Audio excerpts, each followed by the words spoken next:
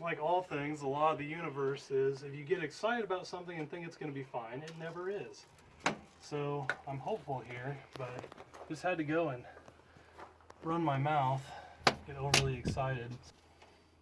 Oh, we're in for a good time. Yay. Yay. And the moment I've all been waiting for. And it looks good.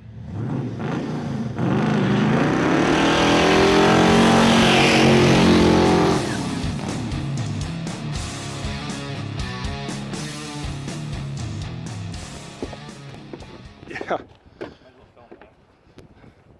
Oh, absolutely. Howdy and welcome to the channel today. I'm Luke, Thunderhead289 here on YouTube, and I'm here with my coworker Alex here during our lunch break. And he went ahead and bought this Mustang. It's been sitting for quite a long time. And I don't know, supposedly it has a wiped cam lobe, and that's kind of why it got parked. So he went ahead and bought. How did you buy it? First of all, that's pretty funny. Using GameStop money I got on stocks. So it's essentially for him a free car. So I don't know, what he paid like $2,500 for it or so, and it's so I don't know, it's like an 82, 83 Foxbody. It's not all that rusty. It has a 351 Windsor swap in it and still has the original 4-speed. So anyway, I guess we're gonna dig into this thing. Hard to say what we're gonna get into, but we'll get the hood popped and see what's going on with the engine. Yeah, someone so conveniently pushed it right next to that pole. Oh, hey, wait a second. We just gotta get the hood open, right? You don't have to get in it.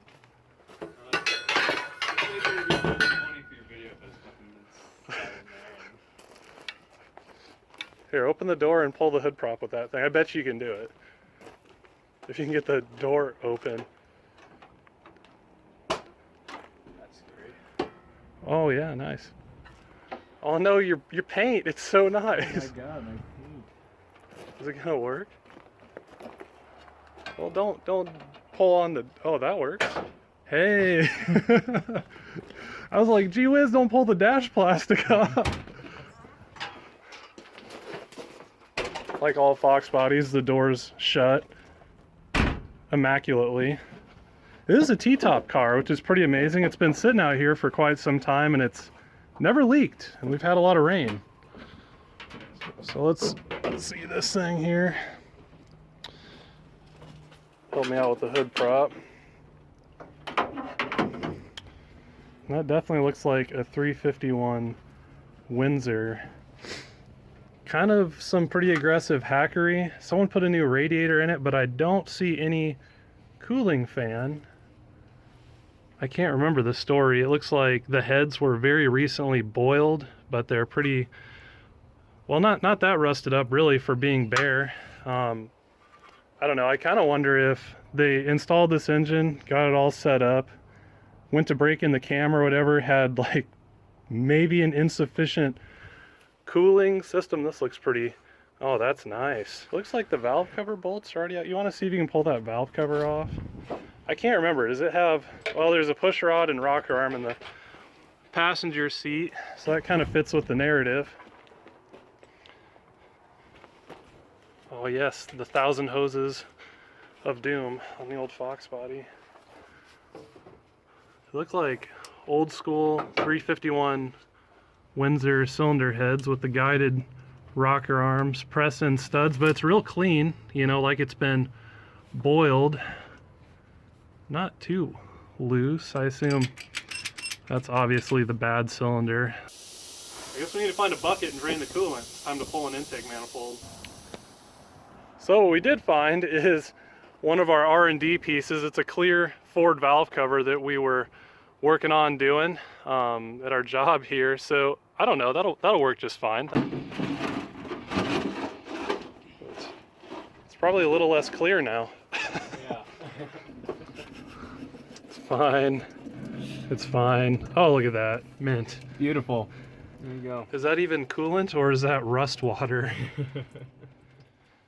So I know we designed that to be a tall style Ford valve cover, but you know, I don't think that there's supposed to be enough volume in the valve cover to hold the full contents of an engine. So, it's looking so good. This is great.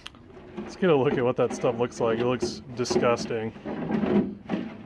That is not a lot of coolant. Alright, so here we are, day 2. I think we've determined that we're just going to pull the whole top end of the engine down and see what's going on and just fix whatever we find and get it put back together. So today's teardown day. It's Sunday, so we have a little bit more time on our hands than a typical lunch break. And I guess let's not mess around and jump right in here. Looks like under the air filter housing here we have a very cliche Holley 600 vacuum secondary CFM. Kind of a dime a dozen there. Someone tried pretty hard. They got a spacer on here and everything to insulate it from the heat. It's like they marginally knew what they were doing. All right, carbs coming off here. Let's get our washers off. Got some sitting over there. I'm very curious because I preach on this whole transfer slot thing. And I did see that it was hooked to ported vacuum, but it looks like it's done a lot of backfiring. Granted, it was missing a cam lobe pretty much at that point. And transfer slots are way overexposed, so I'm sure it had some pretty dang late ignition timing on it. All right, so the next thing, get that ignition coil off, and then there's a little distributor hold down right here. You can kind of see it. So you'll want to take that all the way out, and we're going to yeet that distributor. While Alex is over there pulling the distributor out, I'm going to start getting all the intake bolts out. The one nice thing about this engine is someone did assemble it very recently. So typically with stuff like this, everything is super terribly tight. But luckily for us, everything's coming apart real nice and easy. This is a Duraspark unit, which in my opinion is one of my least favorite things that Ford ever did. And I just totally whacked my funny bone. Now, should come all the way out just fine. Looks like it's a cast gear, which it should be, as it's a flat tappet cam. It shows super minimal wear, which does fit with the narrative that it was put together very recently. So those are at least all good signs. So even if anything was wrong, it wasn't wrong for that long, I guess. So hopefully we get lucky here. And if you've ever worked on Ford engines, this is the feeling of success here, where you can get the end intake bolts off without any issues, because those are actually exposed to the elements on the other side of the cylinder head, and typically they rust up and snap off. So we're 2 for 2, and that is all 4 of those corner bolts loose. Still fitting with the narrative here. Well, you got your wrench stuck. Yep, I did. Still fitting with the narrative here that this thing was very recently assembled, or has very low hours. One thing to note about these Ford intake bolts, or really any V-style intake, is when you're torquing it down, you want to go around and around. Even when you get to your torque point that you're going for, you still want to keep going around. It's a wedge design, so it likes to kind of walk around, and oftentimes, like say you're torquing it to 25 foot-pounds, it'll probably take you about 10 cycles at 25 before everything clicks off at the first moment. It's just one of the biggest mistakes folks make when installing these V-style intakes. And just like with this one, everything is very loose. So it's probably, you know, when they installed it, they didn't necessarily go about it in that way. Like this one I was able to take out just with my bare hand almost. Meanwhile, I'm pulling a Derek move here and using vice grips because I did not have a 12-point. Ta-da, science. All right. Why was there this and this on the same terminal right there? Does this go back into the pigtail here? So that is probably for the Duraspark. On the positive side, that's your keyed source, and then the negative works in conjunction with the distributor to interrupt the ground. And this anomalous black lead that runs into the cab was probably spliced into the tachometer. Usually off a tachometer it's a green wire, but maybe they didn't have enough length, or that was cut out of a different car most likely. Yank your distributor wires off over there on the head. They plug into the spark plugs on the side of the cylinder head. Okay. So just twist them when you pull them and they'll come off. Poor Alex, like I said, he I kind of got him into all this junk because I'm always driving some old 70s, 60s, whatever carbureted car, and you know, you make enough money on GameStop stock and then someone convinces you to spend it very poorly, and here we are. Luckily, I have womanly hands. You can get in there easy. All right, this should be free. Want to help that along there. Grab this guy. I got all sorts of tangled. It's conveniently parked. You know, in hindsight, we probably should have moved it before we started. It's a nice safety feature. No one was gonna. I see why they left it there. No one was gonna steal it. I'm amazed you can get in there. I absolutely can't fit. Nice. Our little Mustang storage unit here. Very, very carefully. There you go. Obviously, nothing can be super easy. I was gonna just try and pull our coolant sensor out. You see how that goes. Just really wanted to leave this in there. It's kind of weird. It's like sat in the bottom of an ocean for 1,000 years. So rusty. Probably from an older 60s car. It's usually not recommended to put your coil in that orientation. That whole assembly had been together for a long time. That's an oldie. Excel Super Stock. It's a vintage unit. All right, that's off. Now we can pop the intake. So, I don't know if Ford left this here on like the water pump as a leverage point or what. It's very convenient. If you want to break the seal on an intake, you can go right up here under the water neck. Now, if you push down that lever, this intake should work itself up. Yep, there it goes. Ain't nothing but a thing. Normally I take everything off the intake, but we're just trying to, just a little pressed for time today. So, I'm going to carefully, maybe, break the gasket sealer on the China wall back there. Out she goes. Oh, look at the carnage. The lifter actually exploded.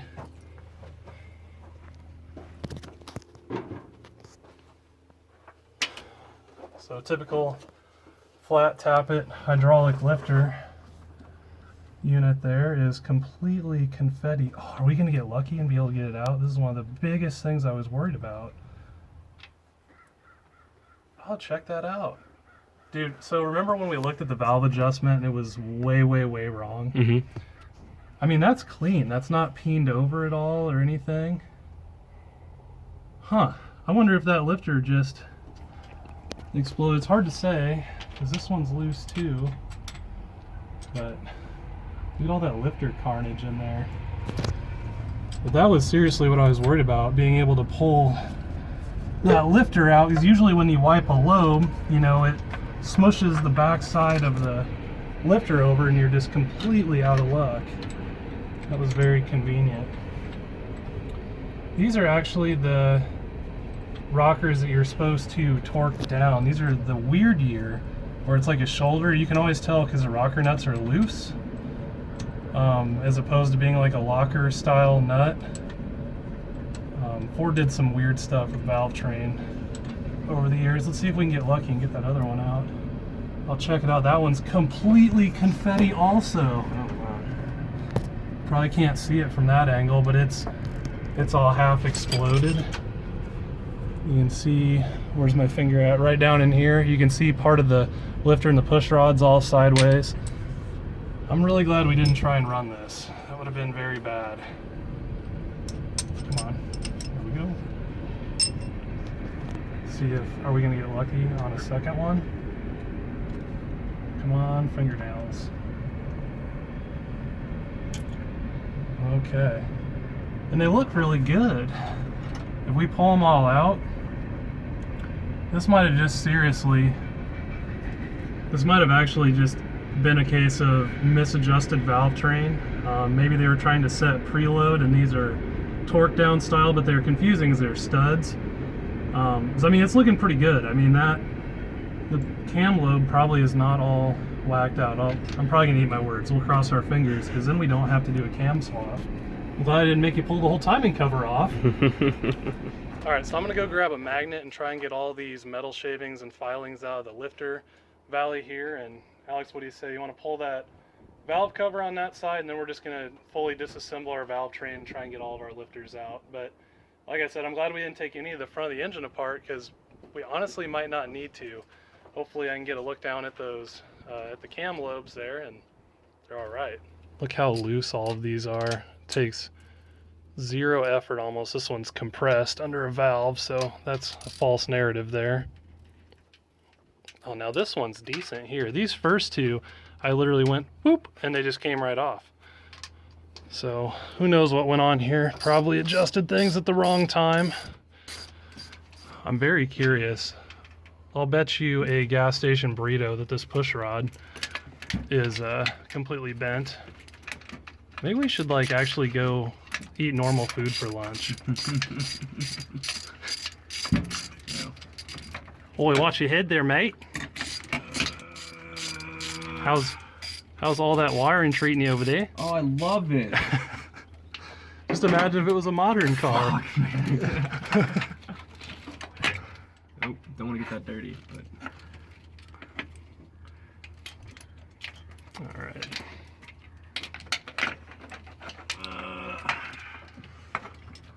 So close. Look at that bad boy. All sorts of wonky. Huh? Oh, I owe you a gas station burrito. Somehow, at least. It doesn't look that bent if it's bent. Not bad. Somehow. That's a miracle. Kind of straight edge. That's why I don't make bets. I just lost. So these get torqued down to a specific pressure, right? I think so. This is a first for me. I've never owned an engine like this or set the valve train up, but I do know this shoulder here denotes that it needs to be fully seated. So see if any of those other ones are loose there. Obviously valves that are compressed, Where did they go? they're normal, lefty loosey. Yeah, see, like that's just not quite right. Yeah, they shouldn't be that loose. I'm pretty dang sure. So I'm not surprised it ate a cam, or well, hopefully didn't eat the cam. It at least destroyed the top end of the lifters. All right, I might have spoke too soon here. This one I cannot get out with my bare hands. It is very tight. Check this out. I can't get it to move. Oh no. That one might be bad. That's what I expected with all of them, but I'm not sure what's going on there. Should be able just to slide them across there. Well, I forgot they're very powerful. Oh, hey, you got your lifters now. We're trying to get the metal shavings out of here. Those are some of the magnets I use for the prox sensors. I can't. You might want to use one, maybe just one. Here, get that one, see if it'll come out. Nope.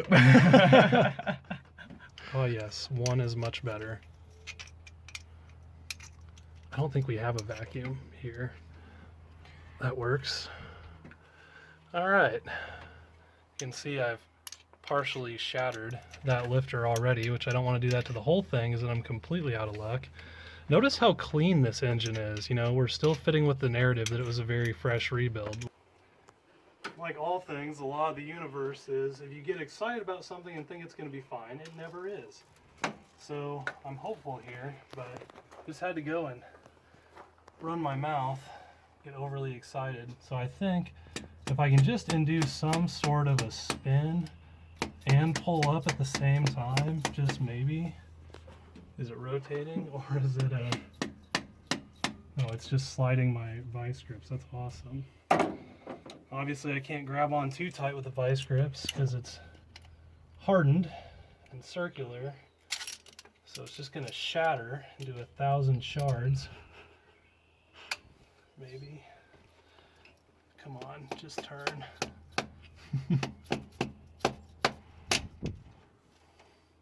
Oh, we're in for a good time. Yay. Yay. That is, I expected it to be hard, but not that issue per se. Obviously our opposing valve here is at max lift, so what I should do is turn the engine over until this guy is at max lift, or else we're just gonna hammer it right back into the engine, which we don't want. I don't know if I brought the engine wrench. I might have to take the spark plugs out. No, this is fine. This is fine. Eating the spark plugs out so we can turn the engine over by hand here. Curious to see if we'll find any carnage in the cylinders. The original plan was to pull the cylinder head off, but maybe, I'm still hopeful. I'm just going to be hopeful for once. It's not completely ruined. Obviously it was running very, very rich, which kind of fits the whole narrative of the way the carb was set up and how I assume the ignition timing was. There's no oil on them though, so that's good, at least from what I can tell. Cylinders might be okay. Bore scope would be handy right about now, which I have at home, not here of course. Pretty okay. All right, so that's a good sign. Able to get those out okay? Yeah, but the dipstick is right in front of the other one. Oh, fun. All right. Good news is it does float with the camshaft to some degree, so it just, oh, I need to take a breather. It just came up again, and so maybe at least it can't go down now, so we might be able to put a twist on it and pull it out instead of it trying to fall back in the bore. Oh boy, okay. After a lot of effort and breaking off the side of the lifter so we had something to grab onto, putting that lobe to max lift, and the moment I've all been waiting for, and it looks good, amazingly. So all I can figure is that lifter cup, you see that in there? That little guy twisted in there and puckered out the lifter and made her really tight and ugly. Look at all those cracks through that thing. So that was a near miss. I'm gonna count that as a victory in my book. I think the other ones are all loose, so we'll make sure we got all of our metal shavings out and pull those out of there, and somehow we might be okay. So those are the destruction units there. I'm almost kind of wondering after seeing this one if they put the intake on and then slid the push rods in and they weren't aligned with the center of the lifter cup, and then at that point they torqued it down and just messed everything up. I mean, I've never seen anything quite like this one before, so pretty unique. And they all came out. Did you already get those all out? Yeah. Gee whiz. I mean, the ones that they seated correctly all look like they're in good shape. Now, normally when you pull lifters out, you want to keep them in order, but in this case, we're probably going to buy a whole new set of lifters and then just kind of re-break them in, I guess, just to see what we have. I just fully expected, you know, usually when they're wiped, you can kind of see the little hardened area there. Usually this is all peened over and completely junk, and these all look good. They come out good, a nice indicator. They come right out, you know, they're not all messed up, so. Good news. You got lucky. Lucky. I never get that lucky. I mean, these are clean. You normally can't do something like that. Those are super fresh units. So I'm just wiping these off to look at the bottom of them. But the difference between roller lifters and flat tappets is actually the cam is a little angled on each lobe, and it's supposed to induce a spin on these lifters. Now when you wipe a lobe is actually when it quits spinning, it sits flat, and I mean it just confettis in a hurry. But all of these look, I mean they're looking really good, really fresh. And so normally I don't like putting new lifters on old cam, but in this case, I mean this is like zero runtime, very minimal. And even our bad ones, let me take a look at those. I mean, these are the ones I'd expect to have an issue. And I mean, even they're good. Usually you'll find them all concave where you can't get them out. But I mean, the bottoms, the only reason we had trouble getting this one out is obviously that's twisted in there, so it was puckering out the lifter. And once we got it past that top point, it slid right out, no problem. So I'm just putting the push rods on cylinder one and the lifter, a couple lifters back in. And so really quick, what I think someone did is they might have dropped them in and they were off center somehow, maybe like that, where it's hung up on the keeper, and then they went ahead and tried to torque it down and then just confettied the lifter right at the beginning. But I'm very curious. I'm going to throw a couple of rocker arms on there, and if I don't kick the rocker arms into the next county here, they don't move them. Like I said, these are the ones that torque down on the stud. They do not, you know, from appearance, if you don't know that, I could see where you could misinterpret their design. So what I'm looking for here is when you have a high lift cam, I mean your bearing journals are all the same size, you can't change that. So when you have to have more lift and more duration and all of that, what you have to do is have a smaller base circle on your cam, and that's why when you install an aftermarket cam, often you have to get aftermarket push rods because of that smaller base circle. To allow for the higher lift, the push rods have to be longer to take up that extra clearance. Alright, so this is how I typically adjust valve train. We have our cylinder 1 intake is at max lift. You can actually see it here with the lifter up. It might be a little dark in here at the moment. But this lifter is all the way up. It's at max lift, meaning our exhaust valve is going to be on the base circle of the cam. So all I'm going to do, and a hydraulic lifter needs 20 thousandths to 50 thousandths of preload, which I can't remember what the TPI is on a 5/16, but like, you know, an arbitrary full turn at least would give us an idea. So we're going to go right, we're going to spin the push rod and turn the rocker nut until we feel the slightest bit of drag. That's where we're at 0 lash. So right now we're at 0 lash. So just for the sake of all of you guys here, so that's roughly square. So we're going to go 1/4 of a turn. You can feel the preload on the lifter. There's a 1/2 turn. There's 3/4 of a turn. What I'm looking for is actually when it bottoms out. There's a full turn, and there we are just past a full turn. Now it's starting to take torque at this moment. So I think our push rods are the right length. They're at least within reason, being that this is 5/16. It will take more turns to get the same preload that you'd get out of a 3/8, which is like a 24 threads per inch, so a full turn on those is 40 thousandths.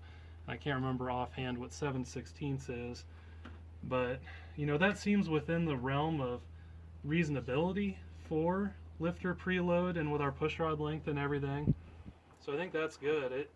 I don't know. I don't know what someone did, but they messed something up along the way. But at least that stuff checks out. I think we could almost just buy 3 new lifters. I wish I would have taken these out and put them in order, but I didn't think they'd be that good, honestly. And probably because they're so good, we can just run them again. But I don't know. We could just put 3 lifters in it, reassemble the valve train, reseal the intake, and fire it up and see what we have with the rest of the engine before we just go tearing down the rest of the thing and find out the block's cracked, you know, way later on. So I don't know. That sound good to you? Yep. All right. I think that's where we're at with the thing. All right, my friends, I think that's going to do it for us today. We went ahead and just set the intake and the valve covers back on so a bunch of dirt doesn't get inside, and really to figure out what's in the rest of the engine or what we have with the rest of the car, I think we're just probably, this is some hackery, we're just going to buy 3 new lifters and put them all back in. You know, we don't know where they came out of, re-break in the cam, and just see what we have. But at the moment, you seem to be like the luckiest person ever with a small block Ford engine. So we'll cross our fingers here, but I think that's going to do it for us today, and we'll catch you guys for the next one.